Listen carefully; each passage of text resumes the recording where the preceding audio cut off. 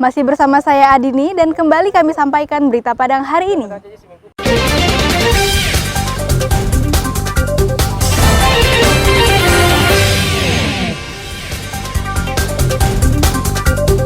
Hendak bertransaksi dengan pelanggan, seorang bandar narkoba di Payakumbuh ditangkap polisi. Nyambi edarkan sabu-sabu, seorang nelayan di Pariaman ditangkap polisi. Kasus santri disodomi seniornya masih didalami polisi Bukit Tinggi.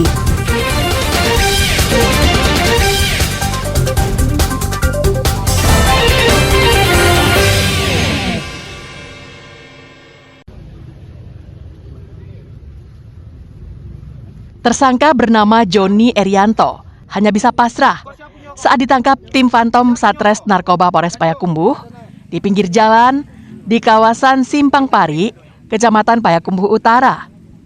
Joni ditangkap saat bertransaksi sabu-sabu dengan orang yang akan membelinya. Dalam catatan polisi Payakumbuh, Joni merupakan bandar besar narkotika yang beroperasi di Payakumbuh. Penangkapan dilakukan setelah polisi memperoleh laporan akan adanya transaksi narkoba. Dari informasi itu, polisi langsung menyebar untuk mengintai Joni yang mengendarai sepeda motor. Kepada polisi, tersangka Joni mengaku semua narkoba tersebut adalah miliknya. Dari penggeledahan yang dilakukan di badan tersangka, ditemukan 1 paket sabu-sabu yang disimpan dalam saku celana. 8 paket lainnya ditemukan polisi dalam kotak rokok, serta 1 paket kecil ganja kering. Dari lokasi penangkapan itu, polisi mengembangkan kasusnya dengan menggeledah rumah tersangka. Di lemari dalam kamar Joni, polisi menyita narkoba jenis sabu-sabu ukuran sedang yang disimpannya di saku celana. Selain sabu-sabu, juga diperoleh 1 paket ganja kering ukuran sedang, plastik pembungkus sabu-sabu, dan timbangan digital. Saat dilakukan penangkapan di daerah Simpang Pari, berhasil diamankan dari tangan pelaku berupa 8 paket narkotika jenis sabu yang sudah dikemas, kemudian 2 paket ganja. Kemudian tim melakukan interogasi di TKP dan dilakukan penggeledahan ke rumah si pelaku. Di rumah diamankan lagi, ditemukan lagi berupa 8 paket lagi narkotika jenis sabu dan 2 paket ganja.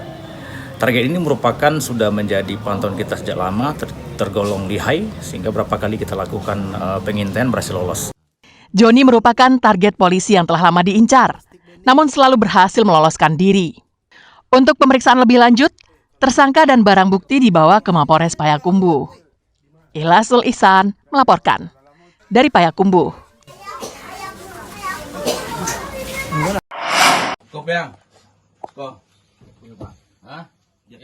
Berakhir sudah sepak terjang Hafid Yuda menjajakan sabu-sabu di kawasan Pantai Gandoriah, Pariaman. Residivis yang baru saja keluar dari penjara karena memperoleh remisi ini ditangkap petugas Satres Narkoba di Kelurahan Lohong, Pariaman. Petugas menemukan 17 paket kecil sabu-sabu, 8 buah sedotan berisi sabu, alat untuk mengonsumsi sabu-sabu, 2 telepon genggam, serta uang sebanyak Rp2.665.000. Dalam keterangan kepada pers Kamis siang, polisi menyebut bahwa tersangka sehari-hari berprofesi sebagai nelayan, dikenal sebagai orang baga di kampungnya. Itu sebabnya tersangka secara terang-terangan bertransaksi sabu-sabu di kawasan itu. Masyarakat yang ada di seputaran kota Pariaman, khususnya di daerah wisata Pantai Gandoriah. Karena kegiatannya dia merasa tidak akan ada petugas yang akan menangkapnya karena dia mempunyai adrenalin keberanian yang secara terang-terangan melakukan transaksi narkoba di daerah wisata tersebut. Hafid Yuda yang baru saja bebas ini dipastikan akan kembali menjadi penghuni lembaga pemasyarakatan dalam kurun waktu yang lama. Karena polisi menjeratnya dengan Undang-Undang Nomor 35 Tahun 2009 tentang narkotika dengan ancaman hukuman 20 tahun penjara. Tertangkapnya residivis menjadi pertanda jika pembinaan yang dilakukan oleh lembaga pemasyarakatan selama ini tak berjalan secara optimal. Eki Rafki melaporkan dari Pariaman.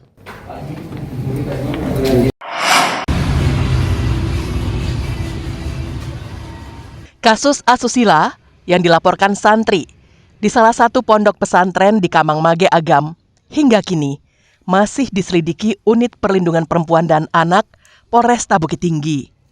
Polisi telah memeriksa 3 saksi dan menunggu hasil visum tim dokter forensik Rumah Sakit Ahmad Mukhtar Bukit Tinggi. Kapolresta Bukit Tinggi menjelaskan, selain telah memeriksa dan memperoleh informasi dari para saksi, pihaknya masih menunggu proses visum korban yang dilakukan oleh dokter forensik di RSAM Bukit Tinggi. Kasus yang baru ini kita kan masih pengembangan. Kalau untuk masalah visum saya minta ini off the record dulu ya, karena tapi itu masih dalam pendalaman karena kedua belah pihak, pelapor dan terlapor itu masih sama-sama di bawah umur, masuk ke golongan anak-anak. Satu berumur 15 tahun, pelapornya berumur 16 tahun. 3 orang saksi terkait kasus ini. Kami masih mengembangkan ini. Kasus asusila di wilayah hukum Polresta Bukit Tinggi menjadi sorotan masyarakat luas karena kasusnya merupakan hubungan sejenis dan yang menjadi korban merupakan anak di bawah umur. Selain itu, kasus asusila ini terjadi di pondok pesantren dengan pelaku, guru, dan senior korban. Kapolresta berharap kasus itu tidak mengganggu psikologis anak, khususnya santri yang menjadi korban, maupun santri lain yang masih menjalankan pendidikan mereka di pesantren. Dina Amrina melaporkan dari Bukit Tinggi.